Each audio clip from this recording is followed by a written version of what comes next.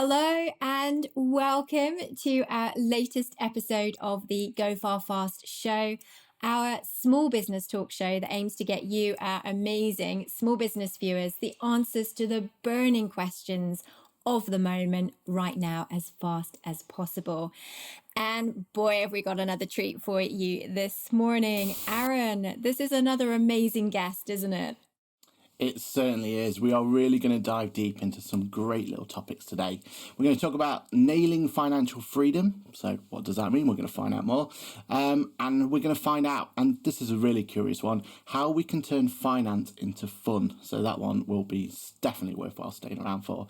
We'll have a little talk about some awards and then some advice on setting up in business. So I can't wait for today's show. Yeah, it is a really, really big one. Don't forget, as always, folks, do like, comment, and subscribe. This is your show. Our job, Aaron, is to get those questions answered for you. So get in touch if there's anything that you would like to know, people you'd like us to interview, and we will jump to it. And talking about jumping to it, Aaron, shall we jump straight in? Can you introduce today's guest? Certainly. Hello, Vivi. How are you today? Thank you for joining. Thanks so much for having me. It's a pleasure. Brilliant, brilliant. We're going to jump straight into the questions if you don't mind. And we've got some really good questions to begin with. So our first question, so it's a bit of a long one, so bear with me 1 second. So as founder of Blackbullion, you've picked up many awards over the years. Recently named one of Europe's most promising edtech companies. It would be great to get your initial reflections on this year so far. And separately, can we please ask you, what's your winning strategy when it comes to getting all these awards? Yes, we try to not get too excited by awards. There is a real ego trip, obviously, that comes with them, and it's a real recognition from kind of the big names in the sector. So they are important, and obviously we do love a good pat on the back, all of us, don't we? So what it's meant for us really is it's given us exposure. It goes out on social media. It's something that we're able to put into our website, into our blogs, and people do like the idea of being attached to a winning team. So that is always fabulous. The strategy really is to just try to be the best business that you can be, but also to talk about what you're doing, and doing great things, but doing them behind closed doors means that nobody knows that you're doing great things. So you need to do good, but you need to be seen to be doing good. And really for us last year, 2020 was to really just enter, these awards and kind of say, we're here in case you don't know us. And it was a good year for us to get noticed, and we're really proud of some of the awards that we've picked up. Oh my goodness, I think you absolutely should be, Vivi. I mean, there was a pretty big collection of awards last year, weren't there, Aaron? We were kind of looking at it, going, how does she do this? I'm sure there'll be some questions on that later as well. So I've got a question, and it comes from one of the quotes on your site, which we absolutely love. And I'm going to read it. Forgive me, guys. I'm going to look at my notes for this because I want to get it right. At Blackbullion, we believe that if you will it and you work for it, you can achieve your dream. And I think that's something that we so passionately believe in at Ferrilio, at Bofix too, Aaron, right? That, there shouldn't be barriers, that you should be able to go and achieve what you envisage without being held back. So how important would you say that having a good grounding in financial planning, because it's all about finance. I know Blackbullion is all about financial freedom. How important is it for you to have a good grounding in financial planning for students, both as they go through their student life, but also in the careers that they take after university, perhaps in maybe even setting up their own businesses and becoming entrepreneurs like you? Yeah, and it's a great question. And I think it's absolutely fundamental. One of the things that's really clear to all of us as we set up our businesses is that your cash flow and your ability to make the payments, whether it's your personal, rent or mortgage when you're first starting out, or whether it's keeping your team running and being able to pay bills, there is nothing more important than being able to pay for what needs to be paid for. And the more financially secure you are, whether as a business or as an individual, the more able you are to pursue opportunity, the more able you are to withstand things that go wrong. And this for me is why financial freedom and the idea of financial resilience is fundamental. COVID really showed us just how precarious a lot of people's financial positions are. And this is why we are always saying to students, money isn't about the stuff that you can buy, it's about the opportunities that it presents you. Whether those opportunities are bad opportunities, like you lose a job or you've had your hours cut, which happened to literally millions of people during the COVID situation, or whether it's, house prices suddenly having a depressed period, and it means that you can put down a deposit on your dream home. So if you're seeing money as a way of buying stuff, you're looking at your money wrong. And to me, that's really fundamental from the age of, 6 all the way through to, retirement. Yeah, definitely. And I love that quote there. I love that whole quote where he's talking about how money, it's not about the stuff you can buy, but it's emphasis on the opportunities it can bring. And when you have such great advice as that, and you want to give that to as many people as possible, I assume then from your point of view, one of your big things is trying to get the platform out there to as many as possible, and trying to drum up interest in it. And I noticed there, and it brings on to the next question, that your platform loves a bit of competition, and it must be how you kind of help grow it and how it gets where it is. So, and we love seeing different competitions. You're running for the community. Why did you pick lots of competition as a strategy in getting that recognition out there and be able to spread the word? Yeah, it's again a really good question. I'm fascinated by the evolution of my business. I'm fascinated by the evolution of business in general, but every once in a while I kind of take a step back and I look at some of the things that we do. I feel like as founders, we should always be questioning the things that we do to make sure that they're still relevant, because macro conditions change all the time, but also your business becomes a very different business. And so the things and the ways that you did things at the beginning are not necessarily right 2 years later, for example. And competitions are part of a thing that I created when I ran Blackbullion by myself. I was the only team member, which has become our campaign's playbook. And in the early days, it was a way of giving the institutions that we were working with kind of an excuse to do something fun around money, because the people that we work with on campus are so busy and they are so slammed doing their own job that if we wanted them to love and get engaged with what we were doing, we almost had to give them a way to do that. And competitions were great because, first of all, everybody loves a bit of a freebie and everybody loves to be in it to win it, but it also gave universities almost like a ready-made way of engaging with their students. And those were the early days. And actually, it's one of the few things that is exactly today as it was 5 years ago, much better designed because I have much more brilliant designers and much more well thought out because I have a marketing team. But the fundamental concept behind, everybody wants to try and win something. There is a competition between universities. In 2021, our Uni Battle, which is our largest campaign of the year, will actually be an international competition. So you just know that Australia and the UK are going to be up against it and talking smack on Twitter. I mean, it's just what happens. So it has been a kind of a great, a great excuse to keep these going. And students do love it. And engagement is key with money because it is not the sexiest topic in the world. So you've got to make it fun.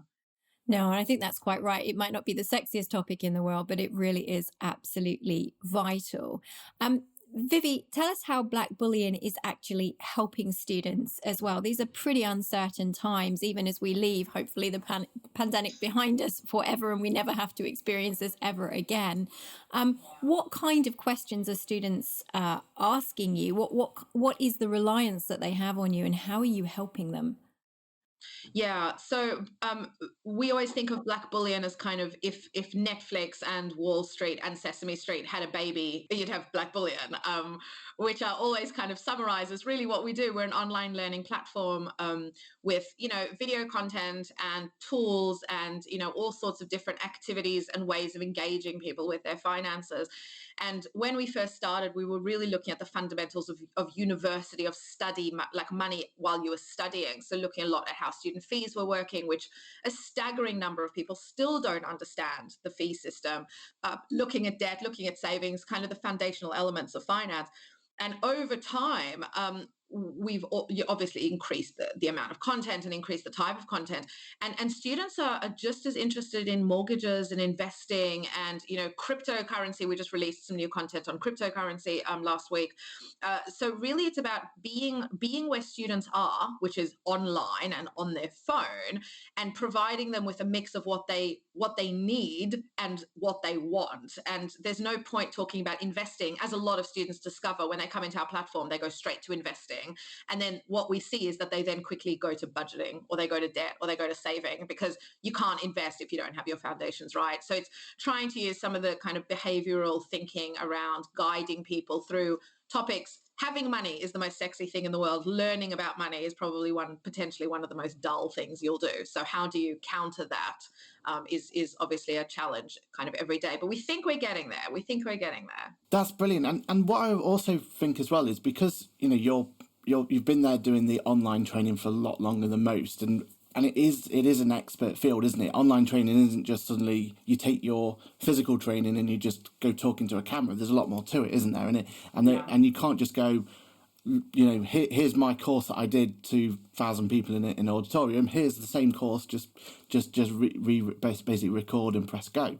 So I think that's a big presence in what you're offering, and I think that's going to be something that people are going to see has a lot more value to going forward when they've seen their universities or their colleges or whatever that is that they're learning at the moment really struggle to adapt to an online ecosystem. So when we're talking about online ecosystems and we're trying to Mm-hmm. in that in the price of edtech platforms, so as the price of university education is becoming more expensive, do you feel that edtech platforms are starting to play a larger role in access to higher education and also being seen as a gateway for younger people who perhaps didn't consider university before? Yeah, it is. I mean, the whole education sector obviously has gone through a bit of a shake-up, and one of the positives, perhaps, of 2020, one of the silver linings, has been this acceleration of technology adoption in education, which has been one of the slowest. What has been one of the slowest sectors to kind of latch onto the power of technology.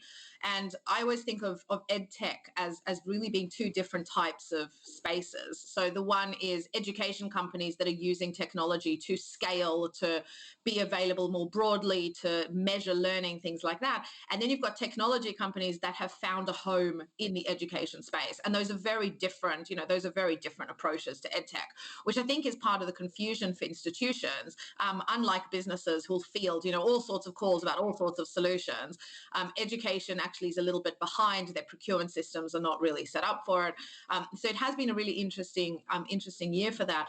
Where technology really comes into its own in education is in adding capacity to, for example, admin issues. So exactly the sort of things we see in business, back office, that has hundreds of people, data entering doesn't happen anymore because you have the ability to scan documents straight in. Universities are the same. They're trying to do more with less. I don't know if fees can go up any further in the UK. I think that we're going to hit a kind of natural level where people will no longer go to university because of the pricing, which would be a tragedy.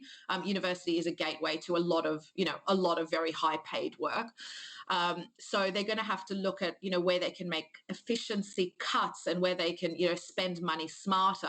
And some of that will be, a lot of that will be through using technology to then redeploy people into the things that computers and technology can't do. And, COVID has been a positive way of moving that forward.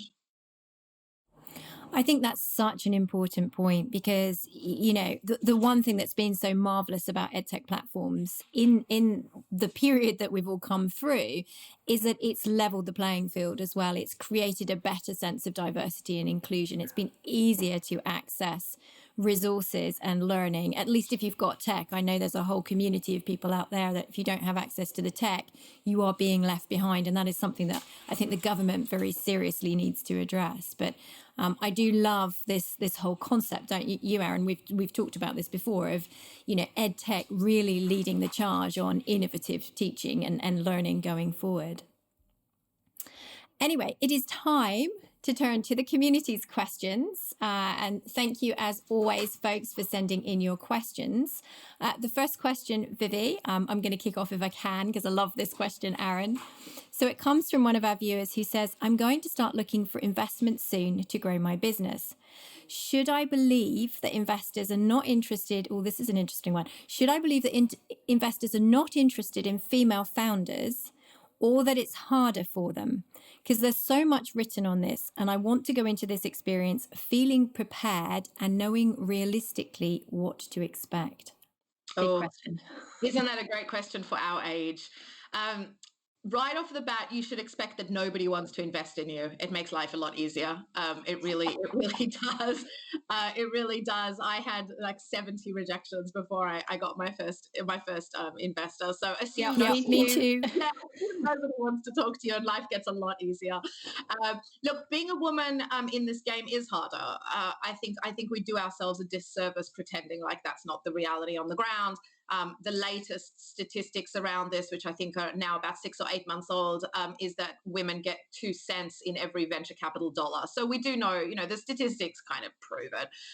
That said, there are a lot more female investors. Not that I necessarily think that changes the game. I've had some very bad experiences with female investors, but changing how that world looks will naturally change, what kind of companies, what kind of founders that world invests in. The best way to be prepared is to assume that you're going to get an awful lot of no's. I spoke with a founder recently who said, I've had 4 rejections. And I was like, you're nowhere near feeling rejected yet. Like, carry on. But put yourself in the best possible position for success. So know your numbers, know your business, tell a good story. Investing is, very much a storytelling exercise, as all of us have experienced. But being prepared and trying to be prepared mentally and emotionally and in terms of your business is the best way to prepare yourself for success. But assume that it is going to be difficult, and being a woman is a compounded difficulty. But that's what startup life is all about. So put it behind you and move forward. You will get there. The journey could be a little bit longer and could be a little bit more stressful, but you will get there in the end. Yeah, I think that's good advice. That's wonderful advice. Absolutely wonderful advice. And I think you're right. I think that, especially that point there about the fact that, you're going to get said, you're going to be told no, there's going to be rejections. You've just got to accept it. And I think the thing that a lot of people, and we say this a lot on this show, is about that whole idea that at some point you're going to find the right investor that works for you, and you're going to find the right investor that is going to bring more to the table. So even though you've been told no time and time again, the idea is that you're going to find the actual right investor for you, and you're going to find someone who's going to be able to propel your business forward. And we've got 2 wonderful examples here of female entrepreneurs who's got that investment. So it can be done. It is out there, and we just hope that you get yours too. We've got another question in from our wonderful community here, and these questions just keep getting better and better. So this one here is all about the. And I think this is really important, actually, because everything you've been talking about so far is great advice. And it's something that I think a lot of people are going to be able to make the most of and get involved in. So the question from the community here is, I've come across Blackbullion and would like to know if you're planning to diversify beyond students and support others. Can I use Blackbullion even though I'm not a student? Yeah, so it is a great question. Unfortunately, the answer right now is no, but stay tuned. We're definitely heading in that direction. As a founder, you love to hear that people, that there's more demand for what you're doing than you're currently able to service. So it is something we've been looking at. University students are not the only people who we believe can benefit from financial guidance. So really the idea is, and our company's mission is to make the world money smarter. So, we don't see any borders, and we don't see any age restrictions. We're not the world's biggest team, so we can only move so fast. But it is very much our ambition to speak with people in their 20s and their 30s and their 40s, that age group that can really make a huge difference to their finances earlier on. And of course, the older you get, the harder it is to catch up. So the whole point is that you hit people as early as possible when they actually are making financial decisions, to help them make the best financial decisions for them. So stay tuned, but we're not quite there yet, I'm afraid. But thank you for the confidence, which is great. Yeah, as you say, demand is what you want to see proven, and there's plenty of demand even beyond the student community for Blackbullion. That's for sure. So the next question for you, Vivi, and this is a different one. This is interesting. I've had some negative reviews about my company recently. Do you have any advice for what to do about a rubbish review? So again, don't worry, you're not alone. We've all been there, which I think is always really comforting. You're not the only one. We had a few years back, we had a not great review on Glassdoor, and it was really upsetting, and it was personally very upsetting because it was a bit of an attack on me. And what somebody very wise said to me was, if you were getting a lot of them, then you need to look inwards and see if actually there is something that you are doing wrong. And as a founder, you always have to be open to the idea that you might be doing something that is wrong, or the company might be doing something that is bad, and you have to be honest about that. If it is a random thing which has come through which is negative and everything else is going well, which was the case with us and I'm hoping was the case with you, there are sometimes just people out there who are either nasty or vindictive or just bored, and this is how they get their kicks. Kind of ignore it. On Glassdoor, I wrote a response and kind of said, I'm really sorry you feel like this, and addressed the points that were there, because my concern isn't that person. My concern is everybody else that's reading it. And what I wanted was for anybody else who went on there to go, oh, well, this person is clearly, first of all, an outlier because it's, all the other reviews are great, but also the Vivi has handled it in a way which is professional and calm and relaxed. And unfortunately, what that means is that person then just looks a little bit like they're not doing it for the right reasons. Let's say it's a family show. I'm trying to respect that, but take it on the chin. But if there are a lot, then you do have to, and even if there's only one, you do have to be honest and kind of address maybe there is something that you could have done better, or that the business didn't do well, which is a thread that runs through. But you're not the only one. Don't let it get you down. Shake it off. Yeah, great advice there. And it's not going to stop just at the beginning, is it? You're going to get this throughout the whole of the history of your business, and it's always going to be there.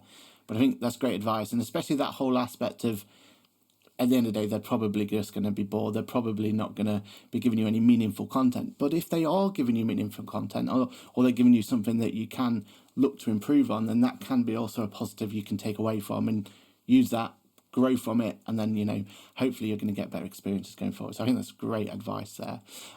We've got one more question from myself, and this one's a really good one actually. So and it's talking again, we're going through this whole aspect about the fact that we're trying to find the right fit for you, and trying to find the right investor for your business and everything else, and it is that constant battle, isn't it? So one of our communities asked the question: recently I've been through a couple of bad investor experiences.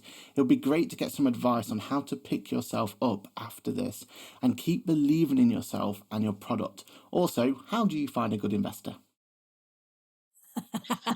Oh, good. A nice, simple question. What is the meaning of life? Let's address how do you find a good investor first. You have to slog through a lot. I think that the only comparison to finding an investor is dating. Great investors may be terrible investors for you. The question is, what is it that you need? What is it that you're looking for? What is it that they're looking for? And then trying to match it up. And that's part of the reason it's so difficult. So really, there are a million forums, and there are a zillion people, and there's LinkedIn in terms of finding people. With events and with connections and with social media, finding investors is not the hard bit. Connecting with them can be tricky. Actually making that connection, but then connecting with them, with your business, with your passion, that's really hard. The only thing you can do is keep slogging at it. There is no magic bullet unless you are a second-time entrepreneur, in which case it looks a lot easier than a first-timer.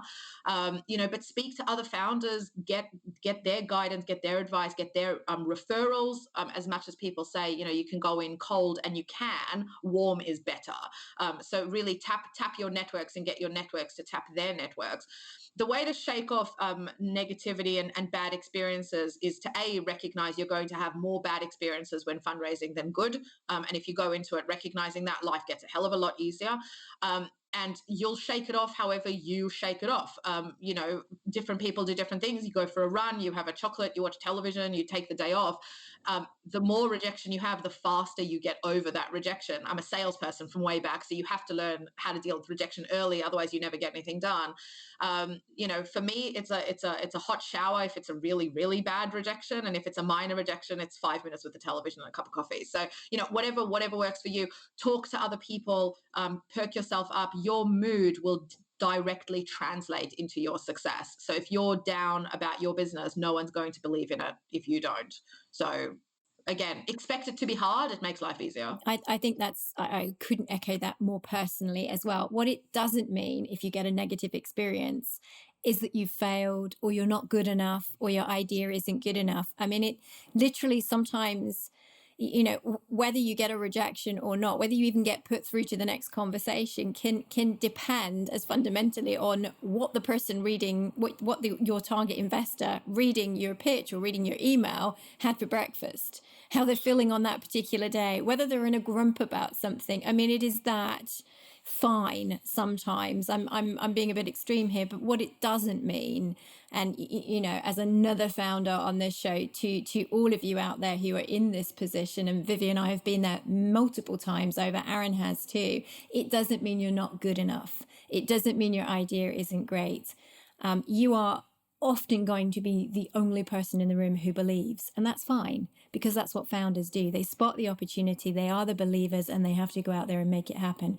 So keep slogging away. Make sure your profile is good, make sure that your media is good. If you can win some awards like Vivi, it really helps because it's validation. But the most important thing you can do is prove that there's demand, as Vivi said earlier. Prove that people want it, and prove that enough people want it at a price that will enable you to make a profit. If you're on that route and you can prove these things, then you're getting far closer to having a better, more positive experience with investors, right, Vivi? Oh, absolutely. I would say watch your though.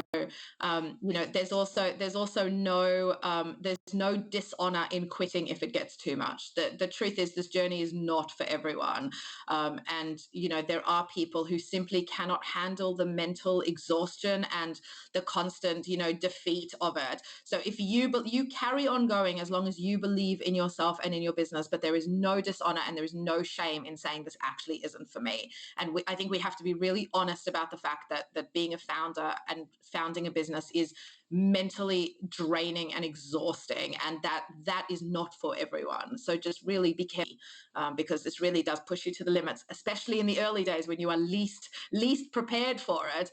Is actually when things can often be the hardest. So get your support system. I mean, Merle and I used to, we used to meet up when we had more time. We used to meet up for coffee once every couple of weeks, just to share war stories. Find people you can count on, and they'll perk you up when you can't. So yeah, it's absolutely vital that you do share. You said it earlier, don't hide away, building stuff out and trying to do it all on your own. No entrepreneur is an island, and that network, that the ability to say, did this happen to you? Am I completely crazy? Is this insane? Is this normal? Those questions, and knowing that actually you are completely normal, you're not insane, and this is just the world of startup, it really powers you through. That's a cracking answer, Vivi. Thank you. Yeah. Well, folks, we are at the end of time, not the end of questions, sadly, for us, because we could interrogate Vivi all day, couldn't we, Aaron? Certainly can. Aaron's nodding away. He's like looking at all the questions that we haven't got through, thinking, damn. But thank you so much, guys, for tuning in, for sending your questions. Vivi, oh my goodness, Aaron, this has been a whirlwind of info and a lot of fun, hasn't it? Yeah, we can't thank you enough, Vivi. I mean, this some of the nuggets of information we've got out today. I know myself, I'm going to go away learning more than I ever thought possible from this. So thank you very much. And if you are a student out there, guys, do go and check out Blackbullion if by some magical reason you haven't found it already. I mean, Vivi, how easy is it to get hold of Blackbullion, to sign up, to get going? Tell the guys what they need to do. Oh, dead easy. If you go to blackbullion.com or go find us on Twitter, also under Blackbullion, or Instagram, also under Blackbullion, you will find us somewhere, somehow. We're pretty easy to find. Thank you so much for having me. No, thank you. It's been an absolute pleasure. As always, folks, don't forget to like, comment, and subscribe. If you have more questions, we can always, I'm sure, torture Vivi again for you at some point in the near future. Meanwhile, from Aaron and myself, massive thanks to you, Vivi, for coming on the show. And guys, have a good couple of weeks. We'll see you again very shortly. And don't forget, as always, to go far, fast.